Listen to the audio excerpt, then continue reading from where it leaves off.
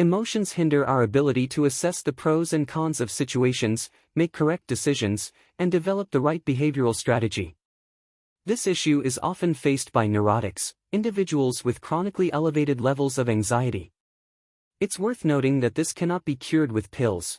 Typically, a person inclined to see the world in darker tones and suspect others of hidden motives has had this tendency since childhood. Self-intensification. If you constantly worry about various matters and stick to the basic idea that everything should turn out well, it's a clear sign of neuroticism. You likely spend a long time analyzing different dialogues, blaming yourself for saying something wrong, and contemplating how you could replay everything. Keyed up emotions. You live through your emotions. Your initial reaction to any news is emotional. While psychologists advise expressing emotions rather than hiding them, in your case, they are heightened and hinder the ability to make balanced decisions. Perhaps you constantly feel like you are on a roller coaster, swinging between extremes of very good and extremely bad. Overestimation of self-significance. Typically, children and teenagers consider themselves the center of the universe, but adults, unless narcissistic, gradually abandon this notion, realizing that the world doesn't revolve around them. However, neurotics tend to see everything from their own perspective and often blame themselves for everything negative. Lack of self-confidence. Despite the previous point, you don't trust yourself too much.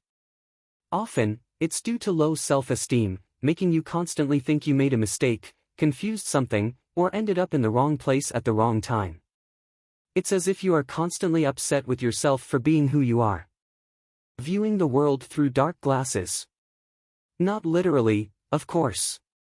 A neurotic looks at the world with vague anxiety and unease, expecting little good to come from it. Such negative attitudes lead to apathy and even depression. Unfounded anger.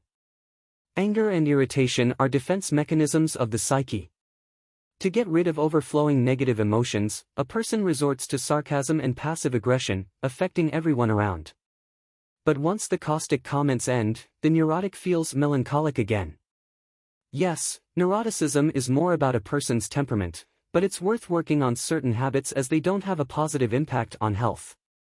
It's better to address these issues with a psychologist.